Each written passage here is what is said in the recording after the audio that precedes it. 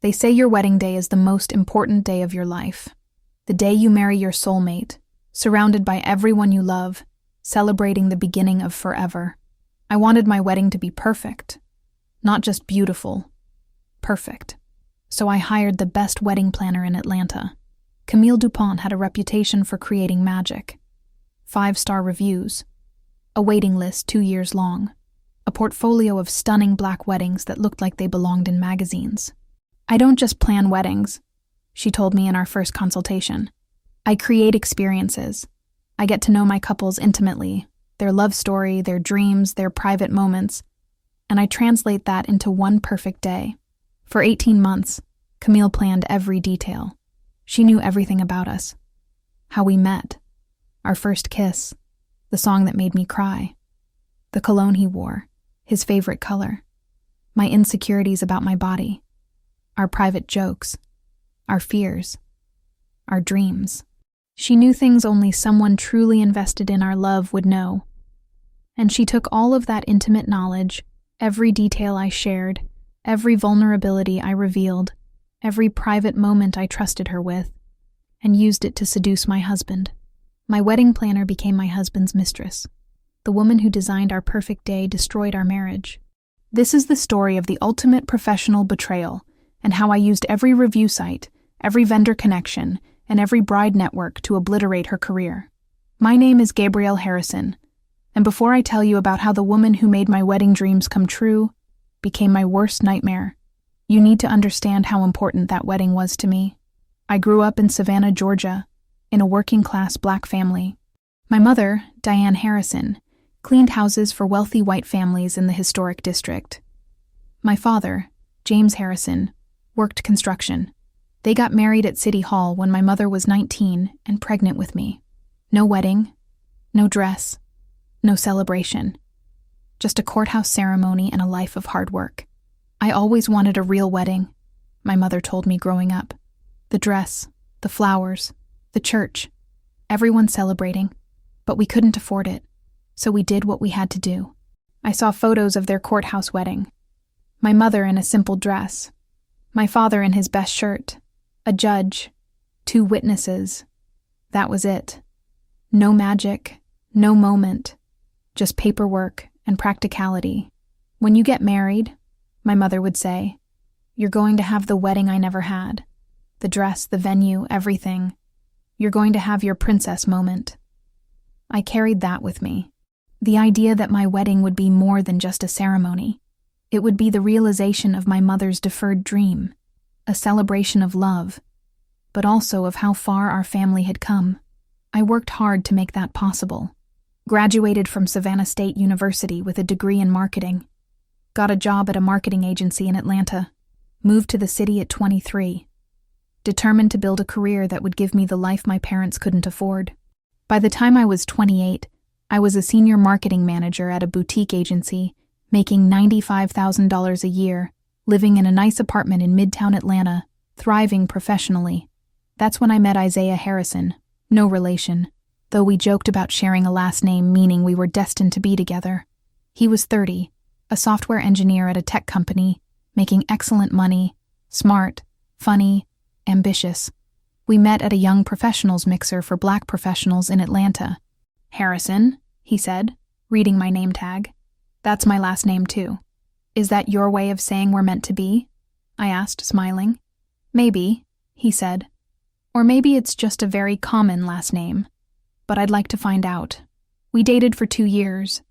He was everything I wanted, supportive of my career, shared my values, made me laugh, treated me like a queen. He came from a similar background. His parents were both school teachers in Augusta, working class, instilled strong values about education and hard work. When Isaiah proposed, he did it at Forsyth Park in Savannah, where my parents had their first date. He'd coordinated with them, gotten their blessing, planned the whole thing. My mother cried. My father shook his hand and said, "Take care of my baby girl." "I promise," Isaiah said. "I'm going to give her everything, including the wedding her mother always wanted." That sealed it for me. I was marrying the right man. We set a date, 18 months out. June wedding, outdoor ceremony. Indoor reception. Elegant, but not stuffy. Cultural, but not cliché. We wanted a wedding that celebrated Black love, honored our families, and felt authentically us. We need a wedding planner, I told Isaiah. I can't plan this myself while working full-time, and I want it to be perfect. Then let's hire the best, he said. Money isn't an issue. This is our day. Let's make it everything you've dreamed of. I started researching Atlanta wedding planners. That's when I found Camille DuPont. Her website was stunning. Photos of gorgeous Black weddings, ceremonies at historic venues, receptions that looked like magazine spreads, happy couples glowing with joy. Her testimonials were glowing. Camille made our day perfect. She understood our vision completely. Best decision we made was hiring her. She specialized in Black weddings, understood the cultural elements, the jumping of the broom, the libation ceremonies, the family traditions. She wasn't just a wedding planner. She was a curator of Black love celebrations. I want her, I told Isaiah after spending 2 hours on her website. Then let's reach out, he said.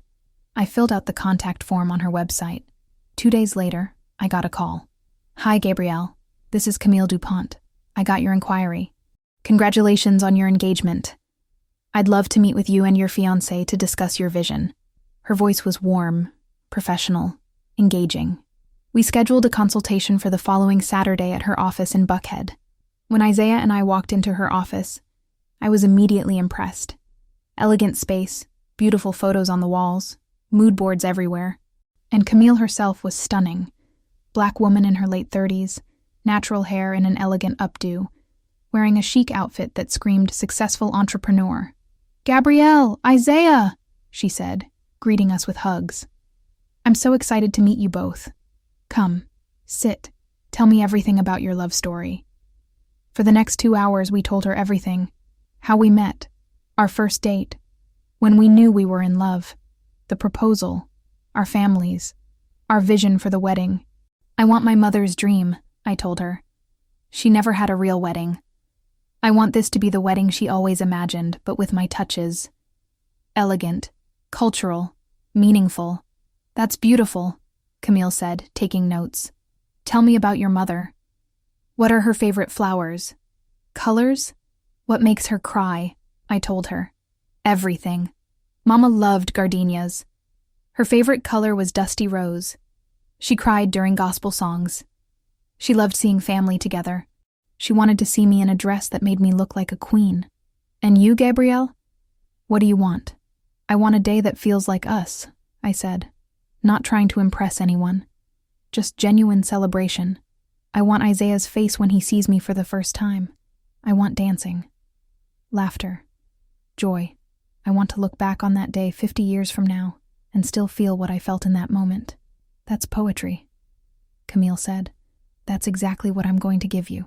She asked about Isaiah, his favorite things, his family, his personality, his style. Tell me something private, she said. Something between just you two. A moment that defines your relationship. Isaiah and I looked at each other. Our song, I said. It's Adorn by Miguel. The first time we slow danced, that song was playing. Every time we hear it, we stop and just hold each other. It's our thing. Beautiful, Camille said, writing it down. That's exactly what I need. The intimate details. That's what makes a wedding special. Not just the flowers and the venue, but the personal touches that tell your unique story. By the end of the consultation, I was sold. Her vision aligned with ours. She understood what we wanted. She felt like someone we could trust with the most important day of our lives. I'd be honored to plan your wedding, she said. My fee is $15,000 for full-service planning. That includes everything. Vendor coordination, timeline management, design, day of coordination, everything. You won't have to worry about anything except showing up and getting married. Isaiah and I looked at each other. That was a lot of money, but this was our wedding. Our one day. Let's do it, Isaiah said. You deserve the best. We signed the contract that day. For the next 18 months, Camille became part of our lives. We met with her twice a month. Phone calls weekly. Emails constantly. She coordinated everything. Venue, catering, flowers, photographer, videographer, DJ, rentals, decor, timeline. But it was more than logistics. Camille asked questions.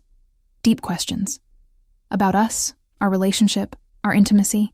"Tell me about your first kiss," she said, during month 2. "I'm thinking about creating a photo display of your relationship milestones." "Where were you? What do you remember?" We told her. "First kiss on Stone Mountain after hiking to the top. Sunset." His hand on my face. "You're going to be my wife someday," he'd said. "That's beautiful," Camille said. "We'll recreate that moment in the decor. Stone Mountain at sunset colors. Oranges, pinks, purples." During month 4, she asked about my insecurities. "I need to know what you're worried about," she said, "so I can address it.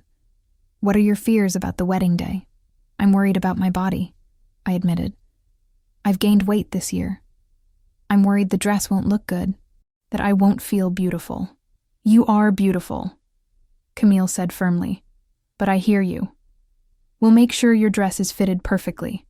We'll choose poses for photos that make you feel confident.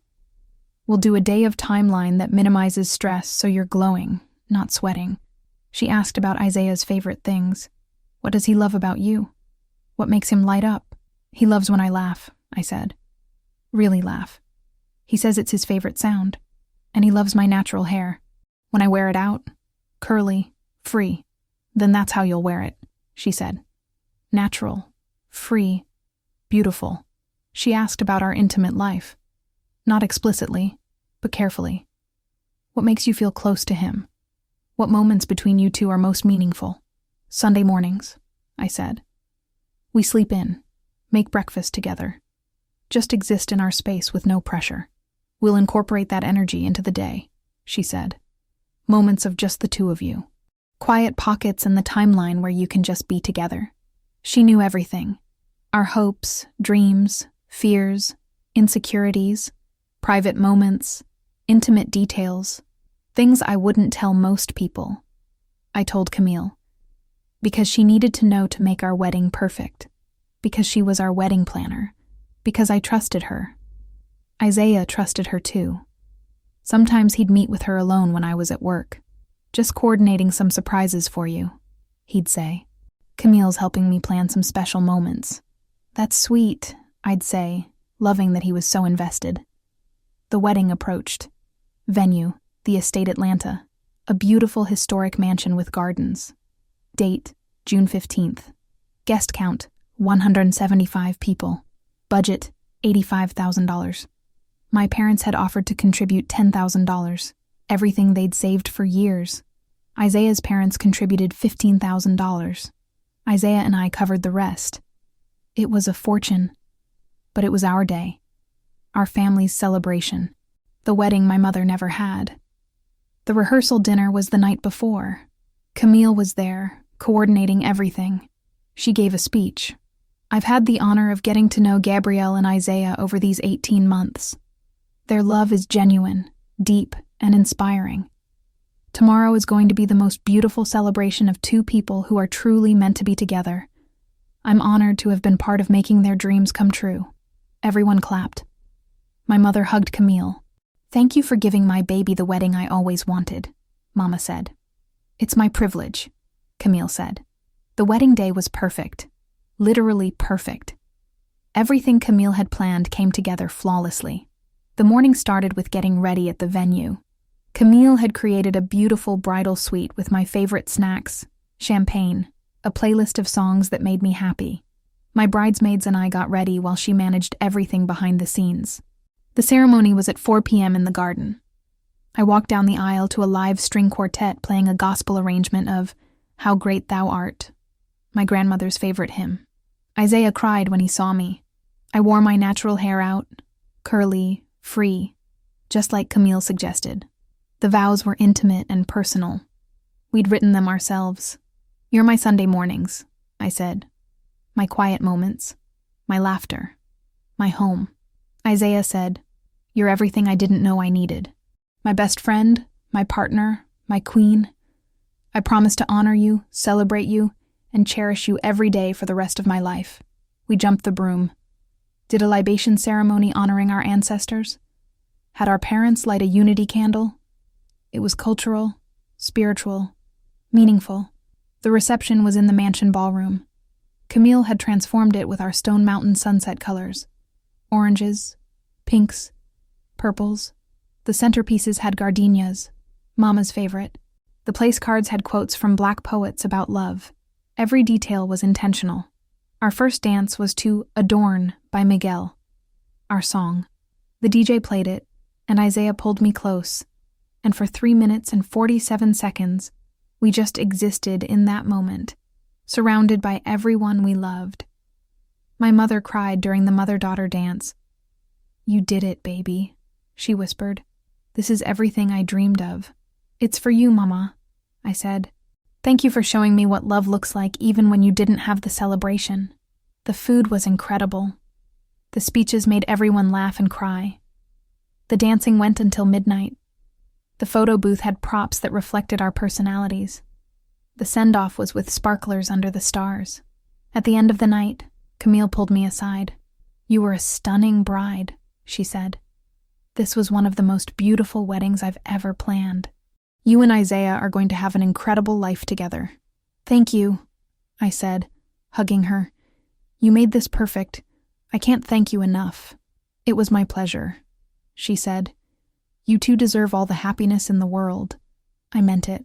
She'd given me the perfect day. I'd recommend her to every bride I knew. Isaiah and I honeymooned in Jamaica for 10 days. Came back to our new house in East Atlanta. We'd bought it 3 months before the wedding. Settled into married life. For 2 years, everything was good. Really good. Isaiah's career advanced. He got a promotion, was making $160,000. I got promoted to director of marketing, making $120,000. We were that young Black power couple. Dual income, beautiful home, successful careers, solid marriage. We talked about having kids. Maybe next year, I'd say. Once I'm more established in this new role. "Whenever you're ready," Isaiah would say. "I'm just happy being married to you." Around year 3, I noticed small changes. Isaiah working late more often, going to the gym more, being more focused on his appearance, taking calls in other rooms. "Everything okay?" I'd ask. "Yeah, just work stress," he'd say. "New project, tight deadline." I believed him, didn't question it, trusted him completely. Then one Saturday afternoon I was cleaning our home office, found a receipt that had fallen behind the desk. The Estate Atlanta, for a dinner, 2 people, $350. 3 weeks ago, I was confused. We hadn't been to the estate since our wedding. Why would Isaiah? I checked our credit card statements. Found more charges. The Estate Atlanta. Multiple times over 6 months. Always for 2 people. Dinner. Sometimes drinks. My stomach dropped. Why was my husband having dinners at our wedding venue? And with who? I called him. "Hey babe, quick question. Have you been back to the estate recently?" "The estate?" he said. "No, why?" "Just asking," I said. "I was thinking about our wedding. Miss that place." "Me too," he said. "Maybe we should go for our anniversary." He'd lied. Directly. To my face. That night, after he fell asleep, I went through his phone. I know that's an invasion of privacy. But the receipts, the lie, something was wrong. I found texts, with a contact saved as CD. Recent message. "Missing you. Can we meet this week? Same place?" His response. "Friday night, 7 p.m. I'll tell G I have a work dinner." I scrolled up. Months of messages. Affectionate, intimate, planning meetings. "I love you. Can't wait to see you. Last night was amazing." My hands were shaking. Who was CD? I went to his email. Searched for CD. Found confirmations for dinners at the estate. Reservations under Isaiah Harrison plus guest. Then I found an email from 8 months ago. Subject? "Thank you." It was from Camille DuPont to Camille DuPont Avance. Come Camille DuPont, our wedding planner. CD. My husband was having an affair. With Camille, the woman who planned our wedding. I opened the email. "Isaiah, thank you for last night. Being with you feels like coming home. I know this is complicated, but I can't help how I feel. You're everything I never knew I needed. Can't wait to see you again. Love always, C. I sat on the bathroom floor and tried not to vomit. Our wedding planner. The woman I'd trusted with my most intimate details. The woman who knew our song, our first kiss, my insecurities, Isaiah's favorite things. The woman who'd hugged my mother and said, "You two deserve all the happiness in the world." She was fucking my husband. And they were meeting at the estate, our wedding venue, the place where we'd promised forever. I spent the rest of that night going through everything. Found more emails, more texts, photos, them together, intimate, romantic. The timeline made me sick. The affair had started 1 year after our wedding. During one of our anniversary party planning meetings that Camille had helped coordinate, Isaiah had reached out to her for advice on planning a surprise for me. "Thank you for helping me surprise Gabriel," he'd emailed. "Anytime," she'd responded. "You two have such a beautiful love. I'm always happy to help celebrate it." 2 weeks later, different tone. "I can't stop thinking about you. Within a month. This is wrong, but it feels so right. Within 3 months. I love you. For 2 years. While I was living my life, trusting my husband, recommending Camille to other brides, she'd been destroying my marriage. And the details. Oh God, the details. She used everything she knew about me against me. In one message, Isaiah complained, "Gabrielle's been stressed about work, not as affectionate lately. Camille. She was always like that, even during wedding planning. So focused on her career. She doesn't prioritize you the way I do. My own wedding planner, who I'd trusted with my insecurities, using them against me." In another message, Isaiah mentioned, "I wish Gabrielle still wore her hair natural like she did at the wedding. Camille. She's probably too busy. But I remember how beautiful she looked that day. I helped her see that. But it doesn't last if she doesn't maintain it. You deserve someone who puts in effort." The woman who'd encouraged me to wear my hair natural at the wedding, so I'd feel beautiful, was now using it against me to my husband. In another message, Camille wrote, "Do you remember what you told me during wedding planning? That Sunday mornings with Gabrielle were your favorite? Do you still have those? Or has she gotten too busy?" She was weaponizing our intimate moments, things we'd shared in confidence, using my own love story against me. I sat with that evidence all night. By morning, I'd made a plan. When Isaiah woke up, I was calm. "Good morning, babe." "Morning," he said, kissing my forehead. "You're up early."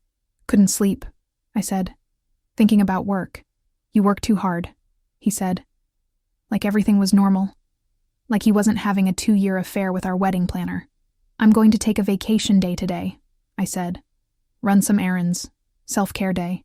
"That's great, babe," he said. "You deserve it." He left for work. I immediately called in sick. Then I called a divorce attorney. Then I did something else. I called Camille. "Gabriel," she answered, sounding genuinely happy. "Oh my God, it's been forever. How are you?" "I'm great," I said, keeping my voice light. "Actually, I'm calling because my coworker is getting married and she needs a wedding planner. I immediately thought of you. Are you taking new clients?" "Always," she said. "I'd love to help. Have her call me. Actually, I was thinking we could all meet for coffee. This weekend? I'd love to catch up with you anyway. See how the business is going." "I'd love that," she said. "Saturday morning?" "Perfect," I said. "How about the estate? We could have brunch there. Revisit where the magic happened." Brief pause. Then, actually, maybe somewhere else? I'm doing an event there next month and I don't want to jinx it." "Oh, of course," I said, smiling to myself. "How about Java Cafe in Midtown?" "Perfect. See you Saturday at 10 a.m.? "Can't wait," I said. I showed up at 9:55 a.m. Camille was already there, looking beautiful and professional as always. We hugged. "You look amazing," she said. "Marriage looks good on you." "Thank you," I said. "So does running a successful business. Your Instagram is incredible. So many beautiful weddings." "Thank you," she said. "Business has been great." I'm booked solid through next year. That's amazing, I said. You deserve it. You're so talented. We ordered coffee and pastries, made small talk. She asked about Isaiah. I asked about her love life. Actually, she said, I'm seeing someone. It's new but serious. He's amazing. That's wonderful, I said. Tell me about him. He's smart, successful, kind. He treats me like a queen. I've never felt this way about anyone. Does he feel the same? He says he does, she said. He tells me he loves me, that I'm everything he's ever wanted. Sounds perfect, I said. When do I get to meet him? Soon, hopefully, she said. It's a little complicated right now. But when the time is right, I'd love for you to meet him. I can't wait, I said. Then I pulled out my phone. Actually, speaking of complicated, I need your advice on something. It's about Isaiah. Of course, she said, concerned. Is everything okay?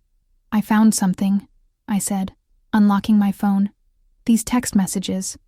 Between him and someone named CD, they seem intimate. I turned the phone toward her, showed her screenshots of her own messages with Isaiah. The color drained from her face. CD, I said calmly. Camille DuPont, you. Gabrielle, you've been fucking my husband for 2 years, I said, my voice still eerily calm. You, our wedding planner, the woman I trusted with the most intimate details of our relationship, the woman who hugged my mother at our wedding and told her I deserved happiness. I'm so sorry. You used everything I told you, I continued. Everything I shared. Every insecurity, every private moment, every detail about Isaiah. You weaponized all of it. You knew his favorite things because I told you. You knew what would attract him because I told you. You knew exactly how to fill the gaps in our marriage because I told you what those gaps were. It wasn't like that. Then what was it like? I asked. Explain to me how my wedding planner, who I paid $15,000 to create the perfect day, ended up in bed with my husband using my own love story as a seduction manual. She started crying. I didn't mean for it to happen. After the wedding, Isaiah reached out about planning a surprise for your anniversary. We met for coffee. We started talking. One thing led to another. One thing led to another for 2 years? I said, my voice rising. You didn't just sleep with him once in a moment of weakness. You had a full relationship. You met at our wedding venue. You told him you loved him. You talked shit about me using information I gave you in confidence. I'm sorry, she sobbed. I'm so sorry. I never meant to hurt you. But you did hurt me, I said. You betrayed me professionally. You violated the trust I placed in you. You used your access to intimate information about my marriage to destroy it. That's not just an affair. That's exploitation. What are you going to do? She asked, fear in her eyes. I'm going to divorce Isaiah, I said. That's already in process. But you're going to face professional consequences. Please, she begged. Please don't ruin my business, it's all I have. You should have thought about that before you decided my husband was worth more than your integrity, I said. I stood up and walked out. Over the next 2 weeks, I executed a plan. First, I posted a detailed review on The Knot, Wedding Wire, and Google Reviews. Not emotional, not ranting, just factual. I hired Camille DuPont Events to plan my wedding in June 2020. She did excellent work and created a beautiful day. However, I'm writing this review to warn other brides. Camille used intimate information I shared during wedding planning to facilitate a 2-year affair with my husband. She weaponized details about our relationship, my insecurities, and our private moments to seduce my spouse. While her planning skills are excellent, her professional ethics are non-existent. She violated the trust that is fundamental to the client-planner relationship. I cannot recommend her services. Rating: 1 star. I attached no photos, no names beyond Camille's, just facts, just a warning to other brides. The reviews stayed up, were verified as legitimate, because I'd actually been her client.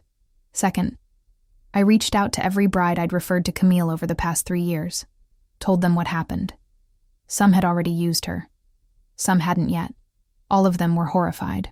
I told her everything about my relationship. One bride said, "Oh my God, What if she's done this to others? Third, I contacted vendors I knew from our wedding planning. The photographer, the florist, the caterer, the venue coordinator. Told them what Camille had done. Word spread fast in Atlanta's wedding industry. Vendors talk. They have to protect their own reputations. No one wanted to be associated with a wedding planner who used client information to destroy marriages. Fourth, I posted in several bride groups on Facebook. Not naming Camille directly, but sharing my story as a warning about wedding planner red flags. If your wedding planner asks overly personal questions about your relationship, your intimacy, your spouse's preferences, that's a red flag. Professional wedding planners need some personal information, but there's a line. Mine crossed it and used everything I told her to seduce my husband. Brides were outraged, started sharing their own stories of wedding planners who'd crossed boundaries. My post got shared hundreds of times. Within 2 weeks, Camille's business imploded. Her 5-star reviews were buried under 1-star warnings. Brides started canceling their contracts. Vendors stopped referring her. Her Instagram comments filled with questions. Is this the planner who had an affair with a client's husband? She tried to fight back. Posted on Instagram. I'm aware of false accusations circulating about my business. I take client confidentiality and professional ethics seriously. I'm pursuing legal action against anyone spreading defamatory information. But she couldn't. Because everything I'd said was true. Documented. Provable. 3 weeks after my coffee shop confrontation, Camille DuPont Events announced they were taking a break from new clients to focus on current obligations. Translation: her business was dying. 2 months later, her website went offline. 3 months later, I heard through vendor connections that she'd moved to Florida. Tried to start over with a new name. But the wedding industry is small. Word travels. Especially when someone has betrayed the sacred trust between bride and planner. My divorce from Isaiah took 6 months. I filed on grounds of adultery. He tried to fight it initially, but he had no defense. I had all the evidence, the texts, the emails, the photos, the hotel receipts. I got the house, got 60% of assets, got my dignity back. Isaiah and Camille's relationship fell apart within months of me filing. Turns out when you build a relationship on lies and betrayal of a client, it doesn't last. She blamed him for her business failing. He resented her for getting caught. They broke up bitterly. Last I heard, Isaiah was dating someone new, and Camille was working at a hotel in Tampa doing event coordination, not wedding planning. Her career as an elite wedding planner? Over. That was 3 years ago. I'm 36 now, single. Living in the same house in East Atlanta that I bought with Isaiah, but is now solely mine. Still director of marketing, making $140,000, thriving professionally. I'm dating someone new. His name is Marcus. He's a teacher, kind and honest, and we're taking it very slow. When we talk about marriage, and we do, eventually, I already know. I'm not hiring a wedding planner. I'm doing it myself, or with my bridesmaids. I'll never trust someone else with intimate details of my relationship again. My mother asks sometimes if I regret the wedding. You spent all that money, and the marriage only lasted 4 years. I don't regret it, Mama, I tell her. That day was beautiful. It was your dream and mine. What happened after doesn't take away what it meant in that moment. And the woman who planned it? She got exactly what she deserved. People ask me if I'm glad I destroyed Camille's career, if maybe I went too far, if posting reviews and contacting brides was vindictive. Here's what I tell them. Camille DuPont didn't just have an affair with my husband. She used her professional position, a position built on trust and intimacy, to gather intelligence about my marriage and exploit it. She asked me about my insecurities so she could use them against me. She asked about Isaiah's preferences so she could become exactly what he wanted. She asked about our intimate moments so she could recreate them. That's not just infidelity. That's professional exploitation. That's a violation of the sacred trust between a bride and her wedding planner. Wedding planners occupy a unique position. We tell them things we don't tell anyone else. Our fears, our dreams, our private moments. We trust them with the most important day of our lives. We pay them not just for logistics, but for discretion. judgment, and professional boundaries. Camille violated all of that. And then she continued her business, taking new clients, asking them intimate questions, having access to their relationships, with no one knowing what she'd done. I didn't ruin her career. I warned other brides. I shared my experience. I let the industry and future clients make informed decisions. If that destroyed her business, that's not my fault. That's the consequence of her choices. My name is Gabrielle Harrison. My wedding planner became my husband's mistress. She used 18 months of intimate planning conversations. Every detail I shared about our relationship, every vulnerability I revealed, every private moment I trusted her with, to seduce him. She knew our song because I told her. She knew his favorite moments because I told her. She knew what I was insecure about because I told her. And she used all of it against me. For 2 years, while I recommended her to other brides, she was destroying my marriage. But I'm a marketing director. I know the power of reviews, referrals, and reputation. I know how to reach an audience. I know how to tell a story that resonates. I told mine. Honestly. Factually. Without embellishment. And the wedding industry, brides, vendors, venues, they listened. Because everyone in that industry understands. The relationship between bride and planner is sacred. When someone violates that trust, they don't deserve to work in the industry. 3 years later, I'm still standing. Still successful. Still healing. Still learning to trust again. Camille's career as an elite wedding planner? Gone. Completely. Destroyed by the same thing she used against me. Information, reputation, and the power of a well-placed review. Isaiah? Remarried to someone he met on a dating app. I genuinely don't care. And me? I'm rebuilding. Slowly. Carefully. With better boundaries and hard-won wisdom. That perfect wedding day, the one my mother dreamed of, the one Camille created, it was real. The joy was real. The love was real. What came after doesn't erase what it meant in that moment, but it taught me something important. Not everyone who helps you celebrate your love actually values it. Some people see your happiness as an opportunity, your trust as a weakness, your intimacy as intelligence they can exploit. And when someone violates that trust, especially someone in a professional role built on discretion and boundaries, they deserve every consequence that follows. I didn't destroy Camille's career. She destroyed it herself. I just made sure other brides knew the truth before they made the same mistake I did. That's not revenge. That's accountability. And in the wedding industry, where trust is everything, accountability is exactly what was needed. If this story made you rethink who you trust with your intimate details, subscribe for more stories about Black women who demand professional accountability. Hit like if you believe wedding planners should face consequences for exploiting client trust. Comment: would you hire a wedding planner after hearing this? How much information is too much to share? Thank you for watching, and remember, your intimate details deserve protection. Choose professionals who understand boundaries. See you in the next story.